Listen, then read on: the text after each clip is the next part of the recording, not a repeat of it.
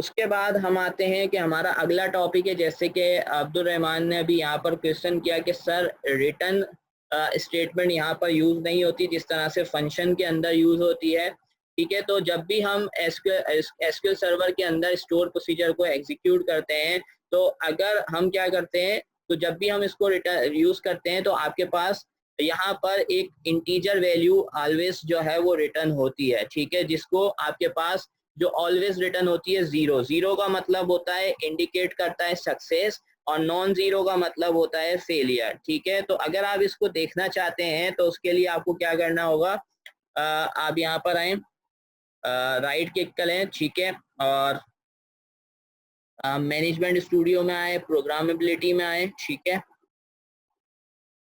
ये आपका टेबल आ रहा है। ठीक है, यहाँ पे प्रोग्रामेबिलिटी आ रही है और डेटाबेस के अंदर ये आ रहे हैं आपके स्टोर प्रोसीजर्स। ठीक है, स्टोर प्रोसीजर के अंदर आप यहाँ पर आए और इस पे राइट करें और यहाँ पर ये देखें। ठीक है, ऐड नंबर की जगह मैं देता हूँ, लेट्स से ये वाला था ना जो अभी हमने काउंट वाला रन किया था, तो इसको यहाँ पे आ रहा है, ऑप्शन आ रहा है एग्जीक्यूट स्टोर प्रोसीजर। इस पे मैं क्लिक करता हूँ। इस पे क्लिक करेंगे तो अब ये बोल रहा है कि भाई आप इसको वैल्यू पास करें, तो मैंने इसको वैल्यू पास कर दी यहाँ से मेल। ठीक है, और इसको मैं ओके क्लिक करता हूँ यहाँ पर। सो अब आप देखो ये क्या रिटर्न कर रहा है, एक तो आपको ई काउंट रिटर्न कर रहा है और उसके साथ रिटर्न क्या कर रहा है, एक वैल्यू जीरो। तो जब भी जीरो रिटर्न होता है इट मींस कि आपके पास क्या है, जीरो का मतलब ये होता है कि आपकी जो वैल्यू है, यानी आपके पास यहाँ पर क्या है, सक्सेस हुई है, क्यूरी जो है सक्सेसफुली रन हुई है। अगर कोई नॉन जीरो वैल्यू आएगी तो उसके बाद आपके पास होगा कि आपके पास क्यूरी एग्जीक्यूट नहीं हुई सही तरीके से, यानी कोई एरर होता है क्यूरी के अंदर, तो यहाँ पर आपके पास रिटर्न वैल्यू क्या आएगी, 1 आ जाएगी या 2 आ जाएगी या 3 आ जाएगी। जब भी नॉन जीरो वैल्यू आ जाएगी तो आपके पास क्या होगा, इट मींस कि आपकी क्यूरी के अंदर कोई इशू है। ठीक है, और अगर जीरो रिटर्न हो रहा है इट मींस कि आपका जो प्रोसीजर है वो बिल्कुल एक्यूरेटली यहाँ पर क्या हुआ है, एग्जीक्यूट हुआ है। तो इसको, लेकिन अब यहाँ पर इस प्रोसीजर के अंदर हम थोड़ी सी चेंजेस करेंगे। So let's create a procedure, और क्रिएट करते हैं, क्रिएट प्रोसीजर लिखते हैं यहाँ पर आकर, और प्रोसीजर का नाम देते हैं गेट एम्प्लॉय EMP काउंट। ठीक है, मैं इसको ये नाम दे रहा हूँ। और उसके बाद मैं यहाँ पर आके क्या कर रहा हूँ, यहाँ पर मैंने कहा एस। ठीक है, अब मैं यहाँ पे कोई पैरामीटर नहीं बना रहा हूँ।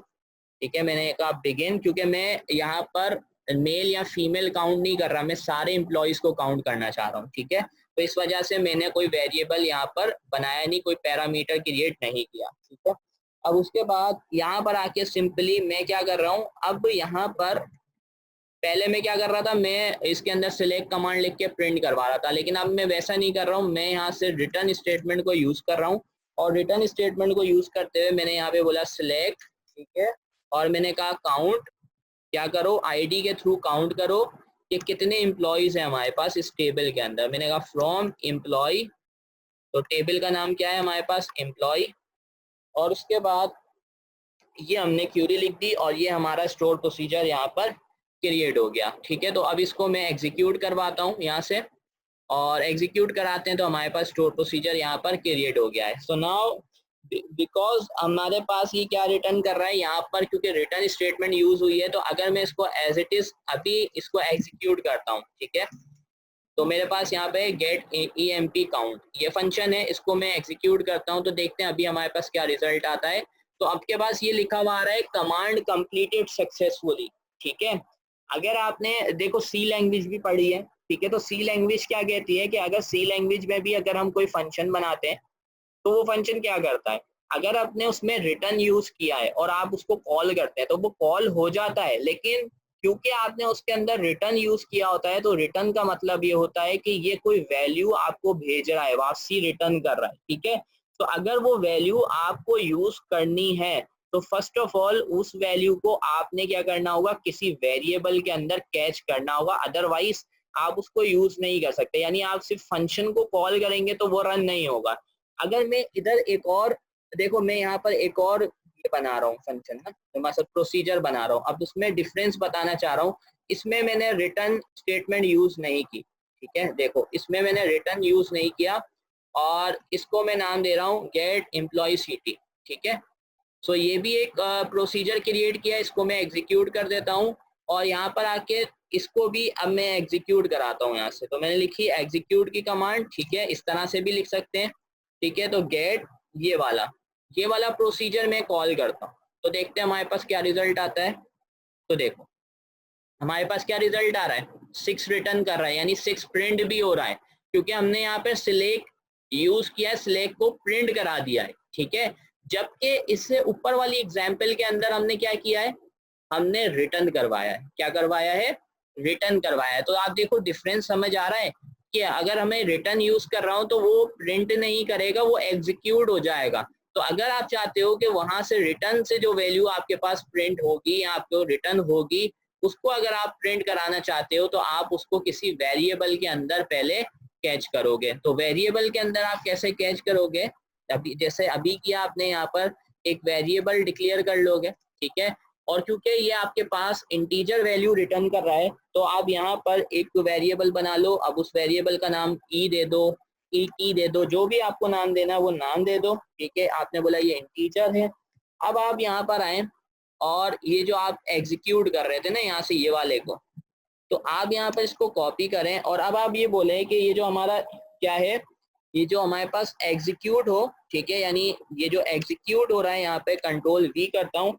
एग्जीक्यूट से पहले आप क्या करेंगे, एग्जीक्यूट से पहले आप बोल रहे हैं कि भाई ये जो वैल्यू रिटर्न कर रहा है इसको हमें वेरिएबल में प्रिंट कराना है। तो मैं यहाँ पे बोलूंगा कि इधर से जो वैल्यू मिल रही है वो स्टोर हो जाए किसके अंदर, ईटी के वेरिएबल के अंदर स्टोर हो जाए। तो मैंने यहाँ पर इसको डायरेक्टली एग्जीक्यूट करने की बजाय मैंने कहा कि यहाँ से इसको जो वैल्यू मिल रही है वो वैल्यू किसके अंदर स्टोर हो जाए, ईटी के वेरिएबल के अंदर प्रिंट हो जाए। किसके अंदर, आपके पास सेव हो जाए, ईटी के वेरिएबल के अंदर सेव हो जाए। तो और उसके बाद जब ये इस वेरिएबल के अंदर सेव हो गई तो उसके बाद हम क्या कर लेते हैं, इस वेरिएबल को यहाँ पर कॉल कर लेते हैं। सो अब इसको मैं एग्जीक्यूट करता हूँ। तो नाउ यू विल सी कि वी आर गेटिंग 6, ठीक है। सो अब हमारे पास यहाँ पर क्या रिटर्न हो रहा है, 6 रिटर्न हो रहा है, ठीक है। तो अगर आपने रिटर्न स्टेटमेंट यूज किया है तो जिस तरह से लैंग्वेजेस के अंदर, प्रोग्रामिंग लैंग्वेजेस के अंदर रिटर्न का कॉन्सेप्ट है, स्टोर प्रोसीजर के अंदर भी अगर आप रिटर्न यूज कर रहे हैं तो फिर आपको उसको कैच करना होगा। अब रिटर्न की जगह अगर आप आउटपुट पैरामीटर यूज कर रहे हैं तो वो भी सही है, ठीक है, क्योंकि यहाँ पर आपको आउटपुट पैरामीटर की सपोर्ट भी मिलती है। जबकि नॉर्मल फंक्शंस जो किसी प्रोग्रामिंग लैंग्वेजेस के अंदर बनते हैं उसके अंदर आपको आउटपुट पैरामीटर की सपोर्ट नहीं मिलती। उसके अंदर आप क्या करते हैं, आउटपुट पैरामीटर वाला काम जो है वो रिटर्न स्टेटमेंट के थ्रू कर रहे होते हैं। तो यहाँ पर आप रिटर्न स्टेटमेंट भी यूज कर सकते हैं या फिर आउटपुट पैरामीटर्स को भी यूज कर सकते हैं। तो अब आते हैं कि एक क्वेश्चन अराइज ये होता है कि कहाँ पर जो है वो स्टोर प्रोसीजर में हम रिटर्न स्टेटमेंट को यूज करें और कहाँ पर जो है वो हम आउटपुट पैरामीटर्स को यूज करें, ठीक है। तो यहाँ पर एक एग्जांपल के थ्रू उसको समझने की कोशिश करेंगे, ठीक है। सो लेट्स से कि we are going to create another procedure, ठीक है। अब ये प्रोसीजर क्या करेगा, ये प्रोसीजर आपसे आईडी वैल्यू लेगा, ठीक है, यानी आप एक इनपुट पैरामीटर बनाएंगे जो जिसको आप आईडी पास करेंगे और आईडी की बेसिस पे वो आपको बताएगा कि इस एम्प्लॉय का नेम क्या है, ठीक है। यानी एक हम एक प्रोसीजर लिख रहे हैं, उस प्रोसीजर के थ्रू हम आईडी के थ्रू उसका नेम डिटरमाइन करना चाहते हैं, ठीक है। तो उसके लिए हम क्या करेंगे, यहाँ पर अभी आउटपुट पैरामीटर का यूज करेंगे। तो इसको क्रिएट कैसे करेंगे, इट इज वेरी सिंपल, ठीक है। आप यहाँ पर आएंगे क्रिएट, ठीक है, उसके बाद आप लिखेंगे प्रोसीजर, ठीक है। तो मैंने यहाँ पर एक वेरिएबल बना लिया, लेट्स से आईडी के नाम से इंटीजर। दूसरा पैरामीटर हमें नाम रिटर्न कराना है तो चले मैंने नाम के नाम से बना लिया, ठीक है, और वारशार इसको दे दिया नाम, ठीक है, इसमें दे दिया 50। अब क्या करूं, नहीं ये मैं बनाना चाह रहा हूँ आउटपुट पैरामीटर के थ्रू। तो यहाँ पर फिर हम यहाँ पर आउट लिख देते हैं क्योंकि हमें नेम रिटर्न कराना है, ठीक है ना। और उसके बाद हमने लिखा एज के बाद यहाँ से हमने इसको किया बिगिन और बिगिन के बाद हमने लिखा एंड। अब यहाँ पर हमें स्टेटमेंट लिखनी है। अब स्टेटमेंट में मैं क्या लिखूं, देखें मुझे क्या रिटर्न कराना है, नेम। तो मैं लिखूंगा सिलेक्ट और वेरिएबल मैंने किस नाम से बनाया है, नेम के नाम से। तो मैं लिखूंगा नेम इक्वल्स टू, ठीक है, और इस टेबल से मुझे नेम ही गेट करना है तो मैंने कहा नेम, यानी ये वेरिएबल के अंदर नेम की वैल्यू आ जाए। और नेम की वैल्यू कहाँ से मिलेगी, फ्रॉम एम्प्लॉय के टेबल से, जहां पर वेयर, ठीक है, एम्प्लॉय आईडी, जो हमने वेरिएबल आईडी बनाई है यहाँ पर टेबल के अंदर आईडी की फील्ड बनाई है, वो बराबर हो जाए किसके, इस वाली आईडी के, ठीक है, तो इस आईडी के बराबर हो जाए। सो ये बेसिकली हमने क्यूरी लिखी है और ये हमारा प्रोसीजर यहाँ पर क्रिएट हो गया। ठीक है, अब आते हैं यहाँ पर आके, क्योंकि हमने क्या यूज किया है यहाँ पर आउटपुट पैरामीटर, तो पहले हम डिक्लेयर कर लेते हैं एक वेरिएबल जिसको हम नाम दे देते हैं ct, ठीक है, इंटीजर, और यहाँ पर आके अब उसको एग्जीक्यूट करना है।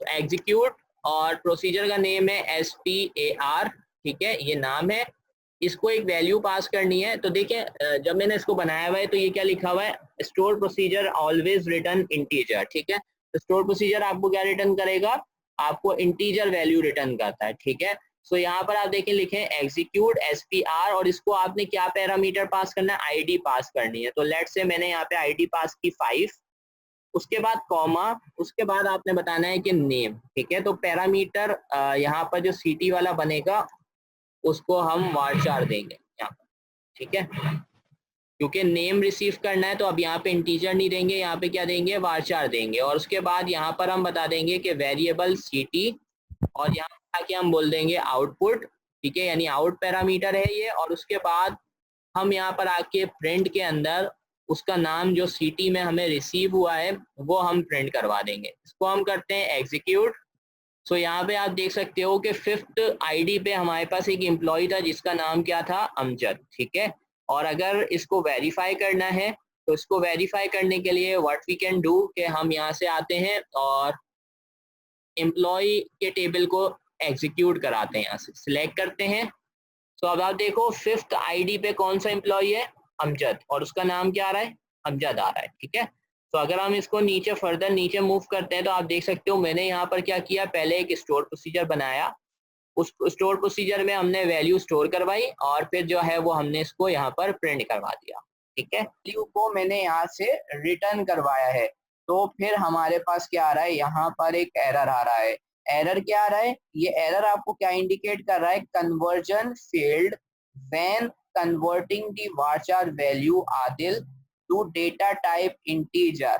सो अब इस एरर का मतलब क्या है, इस एरर का मतलब ये है कि जो आपकी रिटर्न स्टेटमेंट है, यहाँ पर आपके पास एसक्यूएल सर्वर के अंदर स्टोर प्रोसीजर के अंदर जो रिटर्न स्टेटमेंट है वो आपके पास क्या है, रिटर्न स्टेटस वेरिएबल जो है वो आपके पास एक इंटीजर वेरिएबल है, ठीक है। तो जब भी हम अगर एम्प्लॉय का नेम रिटर्न करवाना चाहते हैं तो हमारे पास क्या आ रहा है, कन्वर्जन एरर आ रहा है, क्योंकि हम जो है इंटीजर को स्ट्रिंग के अंदर कन्वर्ट नहीं कर सकते, लेकिन वाइस वर्सा हम कर सकते हैं। यानी अगर हम कोई इंटीजर वैल्यू है हमारे पास और उसको varchar में कन्वर्ट करना चाहते हैं तो that is possible, but for an integer variable to have a varchar value it is not possible. यानी हम किसी न्यूमेरिक वेरिएबल के अंदर, इंटीजर वेरिएबल के अंदर कभी भी varchar या स्ट्रिंग वैल्यू स्टोर नहीं करवा सकते। तो यहाँ पर चूंकि आपके पास यहाँ पर आपका जो रिटर्न वेरिएबल है, रिटर्न स्टेटस वेरिएबल है, वो क्या रिटर्न करता है, वो आपको इंटीजर वैल्यू रिटर्न करता है, जिसकी वजह से हम यहाँ पर जो है varchar वैल्यू रिटर्न नहीं करवा सकते। ये तो इससे हमें एक चीज समझ आई कि it is not possible to return more than one value using return values, whereas output parameters के अंदर हम एक से ज्यादा वैल्यू भी और जो है डिफरेंट डेटा टाइप की वैल्यू जो है वो भी रिटर्न कर सकते हैं। सो अब क्या इस चीज से हमें क्या समझ आना चाहिए कि कहाँ पर हमें इनपुट पैरामीटर, कहाँ पर हमें आउटपुट पैरामीटर को यूटिलाइज करना है और कहाँ पर हमें रिटर्न स्टेटमेंट को यूज करना है। तो अगर हम कोई इंटीजर वैल्यू रिटर्न कर रहे हैं और सिंगल वैल्यू रिटर्न कर रहे हैं, integer value plus single value, जब भी हम एक सिंगल वैल्यू या इंटीजर वैल्यू रिटर्न करना चाह रहे हैं स्टोर प्रोसीजर के थ्रू, तो हम यहाँ पर यूज कर सकते हैं किसको, हम यूज कर सकते हैं रिटर्न स्टेटमेंट को। लेकिन अगर हमें क्या करना है, अगर हमें एक से ज्यादा वैल्यू रिटर्न करनी है और varchar या डेट टाइप वैल्यू रिटर्न करनी है तो फिर हमें आउटपुट पैरामीटर्स का यूज करना पड़ेगा। फिर हमें किसको यूज करना पड़ेगा, आउटपुट पैरामीटर्स को यूज करना पड़ता है। ठीक है। तो अगर हम डिसएडवांटेजेस की बात करें कि रिटर्न स्टेटस वैल्यू के क्या डिसएडवांटेजेस होते हैं, तो यही डिसएडवांटेज है कि we can not return more than one value, यानी हम कभी भी रिटर्न के अंदर एक से ज्यादा वेरिएबल रिटर्न नहीं करवा सकते, एक से ज्यादा वैल्यू रिटर्न नहीं करवा सकते। We can not return values other than an integer, और हम इंटीजर के अलावा भी कोई वैल्यू पास नहीं करवा सकते रिटर्न के थ्रू। ठीक है, तो रिटर्न कहाँ यूज होगा, जब कोई इंटीजर वैल्यू आप रिटर्न करवाना चाहते हैं। सो बेसिकली आपके पास इस तरह की जब सिचुएशन आती है, आपसे कोई पूछे कि भाई आप जो है वो कहाँ स्टोर प्रोसीजर के अंदर आउटपुट पैरामीटर कहाँ यूज करेंगे और रिटर्न स्टेटमेंट क्या कहाँ यूज करेंगे, तो बहुत ही सिंपल एग्जांपल आप उनको दे सकते हैं और आप उसको समझा सकते हैं कि भाई देखें, अगर हमारा जो स्टोर प्रोसीजर है वो सिर्फ एक सिंगल वैल्यू रिटर्न करेगा और इंटीजर वैल्यू रिटर्न करेगा, तो आप क्या यूज कर लें, रिटर्न स्टेटमेंट यूज कर लें। अदरवाइज अगर आपने एक से ज्यादा वैल्यू पास करनी है, भेजनी है, रिटर्न करवानी है, तो फिर आप यूज करें आउटपुट पैरामीटर। और अगर आप इंटीजर के अलावा भी कोई वैल्यू पास करना चाहते हैं, रिटर्न करना चाहते हैं, उन सिचुएशंस के अंदर भी आप किसको यूज करेंगे, आउटपुट पैरामीटर को ही यूज करेंगे।